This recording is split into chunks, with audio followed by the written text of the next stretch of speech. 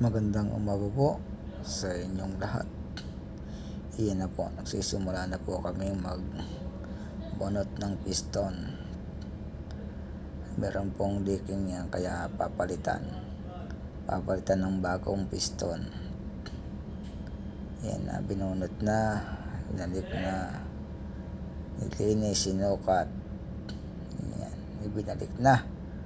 Iyon, pinasok na po ang bagong piston.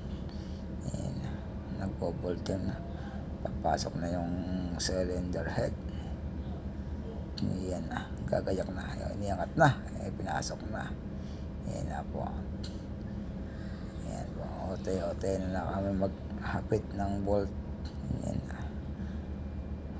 Maraming salamat po sa inyong panonood.